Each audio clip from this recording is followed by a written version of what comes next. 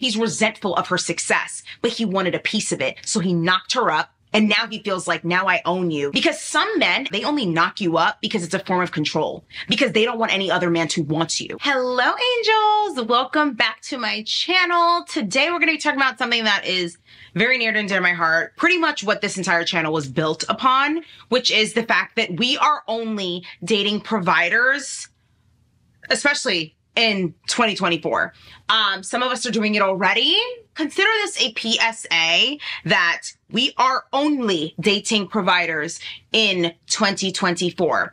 Now, this is going to be pretty research-based. There are two articles that I really encourage you guys to read that I'm going to link in the description box below, because I really want you guys to understand the implications and the impact of marriage and also the tearing down of the traditional family structure in this current social climate. So anyways, let's get right on into it. Why should women be provided for in a relationship?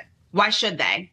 When you take it back to the old days, right? Where, in the 50s, the men would go work, women were staying at home. At the end of the day, right? Men want to come home to their significant other. They want a hot meal to be prepared for them. And what is up with what's going on these days? Like, there's a lost art, I feel like, with our younger millennials and possibly some of our Gen Zers, where there seems to be a lost art of knowing how to cook, knowing how to do that stuff. When I was in school, when I was in middle school, and let me know down below if you guys can relate to this. When I was in middle school and high school, home ec was a part of our curriculum. And in home ec, you learn how to kind of run a home, so to speak. So you learn how to wash dishes. You learn how to cook certain meals. Like, it's like a group project where you'll like bake a cake together. You learn how to handle cutlery and knives when it comes to washing dishes, and like literally stuff that you can actually apply to your everyday life. Women should be provided for in a relationship because of the fact that men do have certain standards that they want to come home to when it comes to being with a woman. It's interesting how being girlfriends to some of these guys, cohabitating with some of these men, which I do not believe in. I don't believe in moving in with a man before marriage. That's just my own personal view. Don't really care if yours is different. I'm not moving in with anybody. And I'm going to be, doing your laundry, cooking, cleaning, doing all this stuff. And we're not even married yet. Why are we playing pretend? What we're not going to do is play pretend. We're not going to put the cosplay on it. That's what we're not going to do. At the same time, these men have the same expectations and want to put that same responsibility on a woman like they would in a marriage. Like, if we're going to do all this stuff before we even get there, then what's the point of even, getting married, so to speak, right? If it's just a piece of paper. I'm going to just spoiler alert.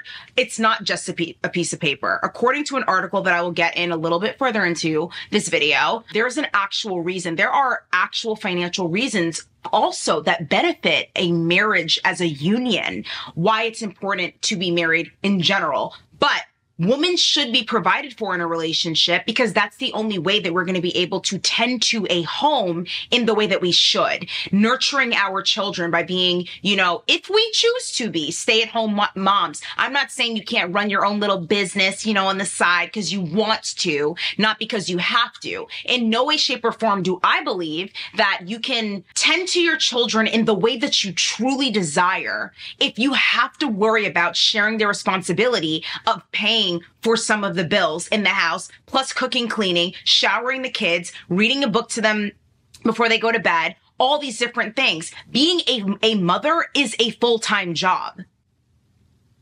So yeah, that's some of the reason why women should be provided for, okay? Because these men that have issue with it have no problem knocking up women, okay, and being a weekend dad. They have no problem wanting to have meals cooked for them. They have no problem wanting their laundry to be done for them. But you don't think that women should be provided for?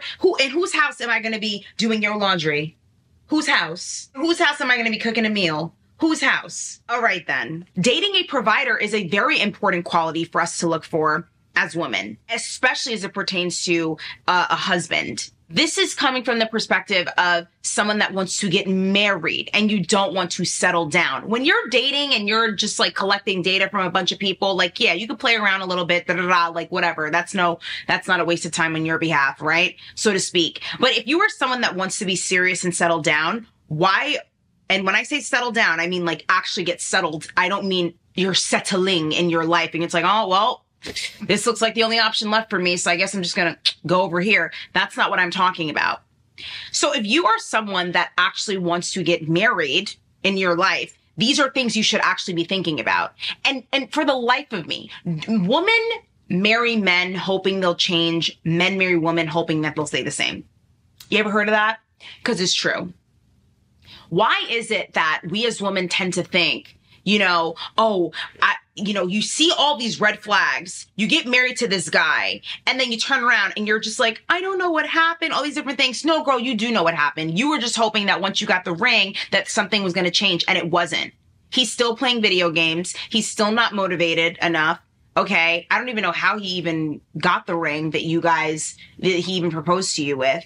And you think that these things are going to change. It's not going to change. He is who he is. You have to recognize that things aren't magically going to fall into line and fall into place once you just get married to somebody. That's not how it goes. A lot of the times, you know what they say, right? The best predictor of future behavior is past behavior. That still applies here. I want you guys to be intentional about what it is that you actually do want in life. All right. Yes. You know what? If you want to go there, we'll go there. Yes, it's nice, right? You get the gifts from the guy, all these different things. After a while, it becomes habitual, right? Yeah, it's nice. You can go to Saks. You could do this. You get to drive the car that you want. But what other things do you guys have to relate to after that? Finances are very important. I am not going to sit here behind this camera and tell you guys it doesn't really matter. No, because it absolutely does. It absolutely does. However, there are other things that have to fall into line and come into play that run parallel to you being able to get whatever it is that you want to get at the same time. Do you guys really want to live a lifestyle that is contingent on what you do for a living? Is that what you really want? Everyone's talking about soft life, princess treatment. And it's like, okay, you're telling me you don't want to have to worry about. No woman, please cut the crap. No woman on God's green earth really, truly in their heart wants to sit here and work. I said what I said.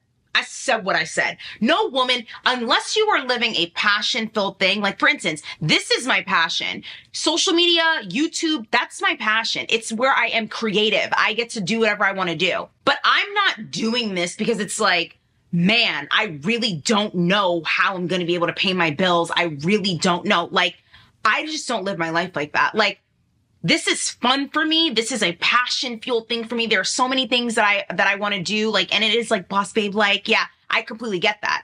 But it's not like if I were to have a family, like, and have children, I'm not going to be like, man, if I don't keep doing this, I don't know how I'm going to sustain my life. I don't know how I'm going to provide for my children. That's not what this is in any capacity. Okay. A different version of you comes out when you are in survival mode. You are not going to achieve that soft life and whatever the princess treatment when you are when you're in survival mode. You're just not, because it's not bringing out the best in you. You have to constantly be go all the time, worried about how you're going to do this, how you're going to do that. And you mean to tell me that I'm going to be sitting here cohabitating with a man and this is a lifestyle I'm going to be living? Worrying about how we're going to be paying bills, all these different things. You don't get a reward for sticking beside him when he's trying to figure his way out, get it out the mud. You don't get a reward for that. You know what you get? You know what your gift is? Resentment. That's going to be your gift.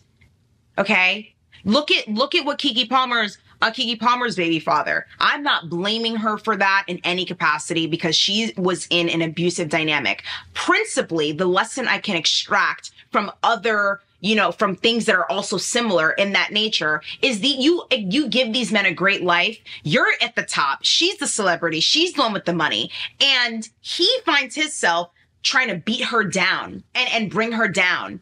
And he's resentful of her access. He's resentful of her success, but he wanted a piece of it. So he knocked her up, right? And now he feels like, now I own you. Now you have something of mine. I'm going to dictate what you can and cannot do. Because some men, as crazy as it is to say, they only knock you up because it's a form of control. Because they don't want any other man to want you after that. Because to them, it's like, I peed on it. It's mine. That's my property. Yeah. So having children for some of these guys in life is not some sort of consolation prize. Oh, but he chose me to be his mother. No, it's not a consolation prize. Okay. It is, I don't want anyone to want you. So I'm going to drop my seed here, become a weekend dad. I'll see you when I see ya. And yeah, straight like that. Let's just be very honest with ourselves, can we? Because I don't want to sit here and do the cosplay. Thank you. If we as women were to sit down and think about our lives and say, I want my entire livelihood to be contingent on what I'm bringing to the table, what I'm providing, how I'm providing for my family, then what exactly are men supposed to be doing? Like, you know, like what exactly are men supposed to be doing if we're going to be sharing that responsibility with them? And that men literally, this is what they do. They hunt and they gather. Yeah, right? They hunt and they gather. And we take those resources and we create food. We cook. We make a beautiful home with the resources that they have given us. You mean to tell me that I'm meeting you halfway with all these responsibilities on top of also my responsibilities? Cut it out, please, because it's really about to make me upset. You mean to tell me that we have to meet these men halfway with their mediocre behavior, but we are 100% doing our job in its entirety, in totality, completely, and we're meeting them halfway and helping them with their jobs too? No. N-O. No, we're not. When it comes to, marriage and being serious and creating the actual life you want, I'm just curious here. Because, I'm obviously speaking from the stage that I'm at right now in my life. Like, marriage is the next step for me. So I'm not in that dating a million people, phase. Like, I'm out of that phase of life. I want to know, what are some of you guys' goals as it pertains to dating? Are you dating for marriage? Because I've always been a very intentional person where I knew exactly what I was doing when I was doing it, regardless of what the outcome was. But it's like, in this stage in life, you guys want the soft life, all these different things. How long do you plan on sustaining it? Like, are these types of dynamics means to ends for you guys? You know what I mean? You got the girls on TikTok and they're posting like that this is the life that they're living, a lot of these different things. Like, is that really the reality? Like, you don't even really know. You don't even really know. And that's not to get down on anybody. But what are your goals? What is your intention? Because yeah, it's great and glamorous, right? We all know the girls that once they were dating the successful guy, then once that guy's out of their life, it's like, poof, I mean, they just went downhill from there. And it's like, oh, so he really, your wealth was completely contingent upon that man just giving you a piece of his life, and then he walked away because he wasn't truly invested, which is why I say that the reality is, ladies, that finances are not the end all be all. They are a lot of a part of the equation. Okay. However, everything else that comes into play as it pertains to actually finding somebody to be serious with and marry is beyond only that. Because a lot of you are getting fooled where you meet these guys that maybe have money, all these different things, and then they leave you in the dust with nothing but what they gave you. All right. What are you going to do? You're going to sell that Birkin? You probably won't. Okay. You're going to sell that Chanel? You probably won't. Right? What is your intention behind the things that you are pursuing? What do you truly want in life? We as women should never compromise as it pertains to choosing a life partner. And some of you are a lot more okay with choosing struggle than like I would have thought, but a lot of you are. And you know what? Fine. But don't get mad when you see people like myself and you see other people like me that are living the life of their dreams with the person that they want to be with and living and having an amazing life. And you're just sitting there hating in the corner because you chose the life that you're in. Because a lot of you think that there's some sort of reward for your good deeds, and there is none. Focus on what you're going to do in Christ, okay? That's the reward you're going to get, heaven, right? When it comes to playing a pity party and sympathizing and trying to build a man up, you're not going to get a reward for that, okay? I want you to know that right here and right now. You're not going to get a reward for that. Because these same types of men are going to resent you for the very reason that that you helped them with. Okay. Oh man, you're building him up. You're doing all this stuff. And what is he going to do? Go and take, what you've done, what you've helped him build, and go and entertain another woman with that. All right. And go and get the dream girl that they want with the things that you've helped them acquire. That's what they're going to do. More than likely, if you are building a man in that regard, you are not this man's dream girl. Okay. Yes, there are always exceptions to the rule, but what I always say? The exception is also not the rule. Do you understand? So it doesn't matter what anomaly has fell out of the sky for you. The exception is not the rule, honey. Yeah. You should never have a scarcity mindset as it pertains to finding a life partner.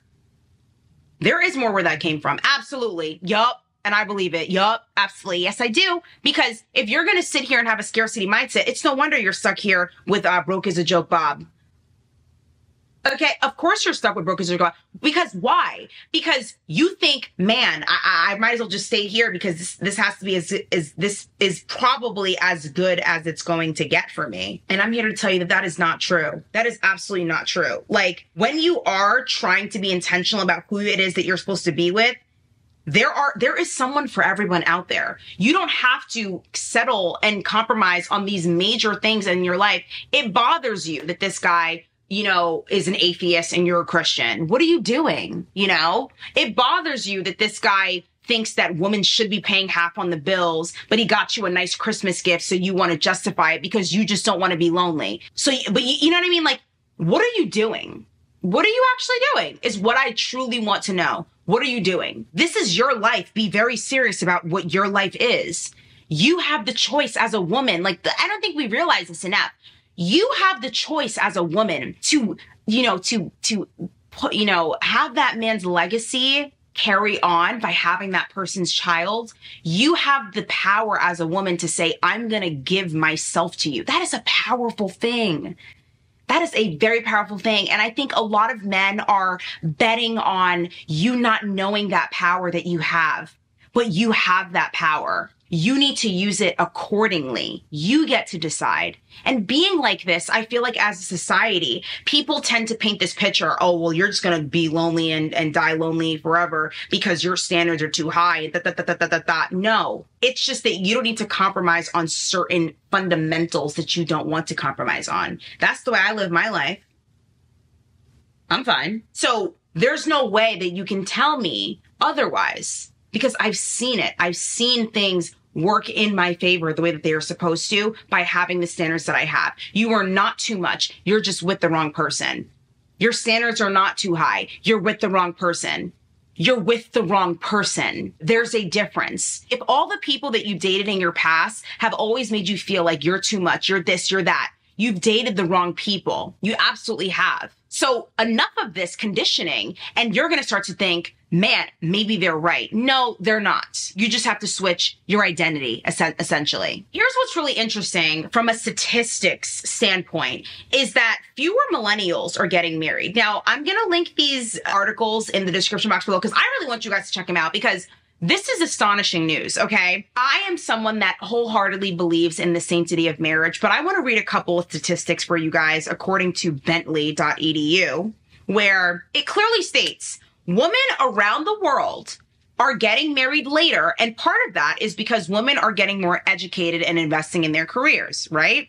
So because they've invested so much in their careers, they have opted out of marriage completely, or they delay marriage because they've invested so much in their education. Hold that thought. What is the impact of not getting married, right?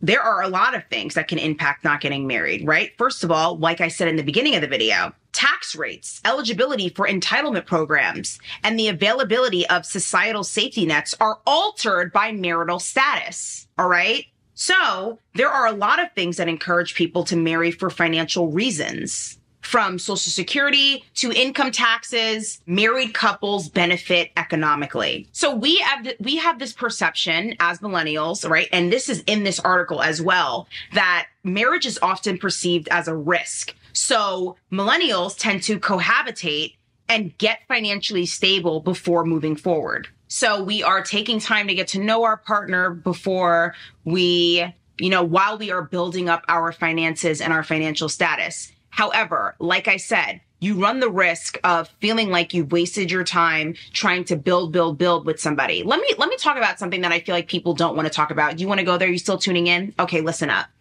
There is nothing wrong with living at home still.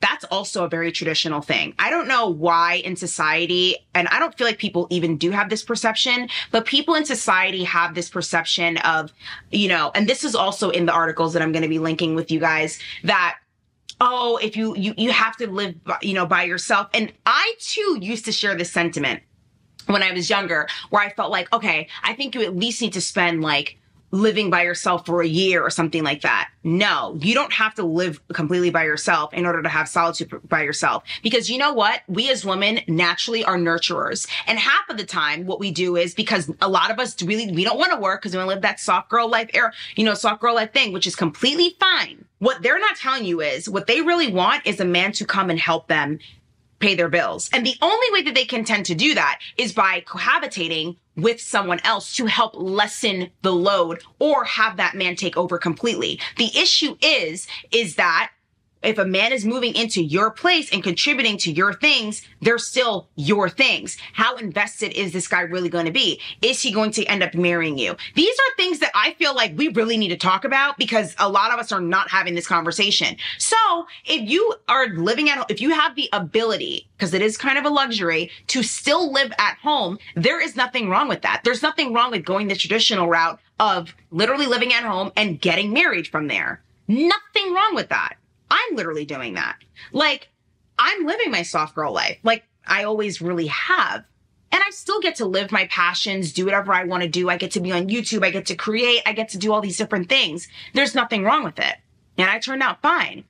Like, it has worked for some people. It has not worked for some people in my dating life. But these people, there are people that are for you. There are people that are not going to be for you. This is what's interesting. The truth is the economy does tend to shape the choices that people make on whether or not they're going to get married, right? Because finances are important in this regard, because how are you going to be able to provide for a family? What I find interesting about this is people still tend to cohabitate with a partner, except you're not getting any of the legal benefits of an actual marriage. I'm not saying you should marry everyone that you're living with, but shouldn't you?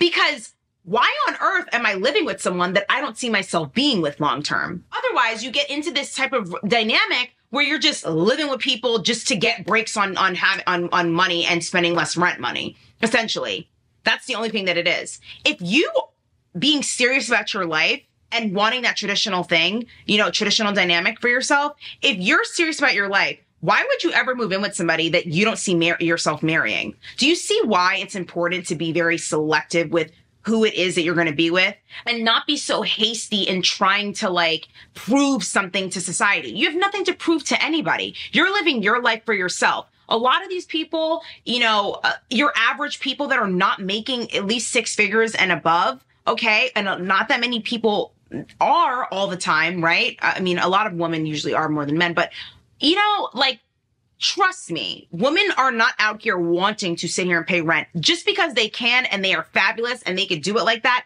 doesn't mean anything. Just because also you choose to stay at home and you're just living very comfortably and stacking your money, there's also nothing wrong with that either. Okay? What I'm trying to say is, if you're going to be with somebody and do all the duties that come with being a wife, but you're not getting any of the benefits really of being a wife, I don't really understand what it is that we're doing here, which is why I'm against moving in before marriage. I really strongly encourage you guys to read these articles that talk about the future of marriage as well as the deconstruction of the traditional family in today's society, because I feel like we never usually have these types of conversations. And I'm very curious to hear you guys' thoughts. Dating a provider man goes so much more deeper than all of us are even really discussing on the internet. All right. It is fundamental to your happiness, to building a happier home and family structure, because it's what's going to lay out the framework for you to be able to be there and nurture your children and be hands-on in the way that you would want. Okay. And from a spiritual perspective, right? What does God really want for us?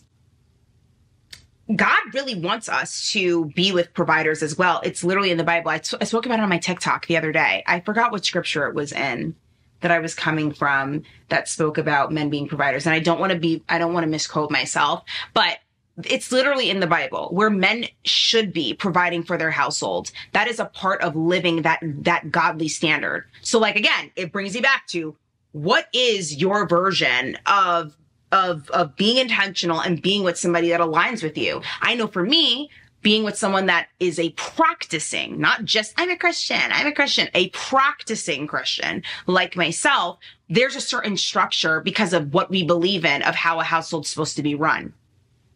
And that's how I plan on living my life. Okay. And we have to get real, because even as it pertains to money and finances are the number one stress of relationship issues. You, like I said, do not get any reward for being understanding of his situation and da-da-da. Potential will always be potential. If it's that serious, work on yourself and come back and we'll revisit this relationship. We'll revisit this conversation, because all it's going to do is wear and tear you down as a woman. That is just the honest truth. That's why men, all the women in history that have built with men, tend to be thrown to the side, and men tend to take the life that they've built with the other woman, and they go and pursue someone that they actually want to be with. Their dream girl. Thank you for what you've done contributing to me. Gonna go cut out there and move on with Susie, because thank you for your service. You're done now. No. Whatever lifestyle you want, whatever man you are with should be able to provide that. End of story. End of story. It means something different to all of us. And I'm, again, speaking from a traditional perspective, not the Instagram baddies or whatever the case is. What do you truly want in life? There are people that will meet you at those standards. They actually are. And if you haven't met them yet, it is not your time yet. I know that might be difficult to hear, and it's a really difficult concept to grasp because you think that you are literally perfect. But I'm telling you, that is the reality of the situation. There are no mistakes, okay? Everything absolutely happens for a reason. And I know for a fact that you are capable of achieving the things that you want in life. There is going to be somebody that you're going to be able to meet that you're going to be like, oh my gosh, it all makes sense. I wasn't too much. The things that I wanted are realistic. All these different things. It can happen for you. It will happen for you. You just have to let go of the people that you are thinking have so much potential around you, but they're not making you happy. You want to elevate, you want to grow, you still have things to do for yourself that you want to elevate yourself in. And because we are nurturers by nature as women, we tend to lose ourselves in these dynamics when we are trying to lift ourselves up at the same time. The only people that have an issue with you wanting to live a luxurious lifestyle, having princess treatment, and all these different things are men that simply cannot do it. So they're going to convince you that, oh, you don't really deserve that. Oh, it's unrealistic. Life is not really like that. All these different things. Like, it's not true. It's just not true. And there tends to be either a negative stigma around luxury or an overhyped stigma around luxury. And I think we just all need to find the balance in all of it. Whatever it is that you think you deserve, you are right. And no one else can determine that for you. Remember that. Whatever it is that you feel that you deserve is what you deserve. And no one can determine that for you. I want to know in the comment section down below how you guys are being intentional about choosing the person that you were meant to be with. If we are going to be serious about dating providers in 2024, there are certain ways that I feel to get that caliber of man that there are ways that we should carry ourselves. There's a lot of variables and factors that comes into it. Let me know if you guys want a video on that in the comment section down below. And with that being said, do not forget that I love you and God loves you, and I'll speak to you beautiful angels in my next video. Mwah.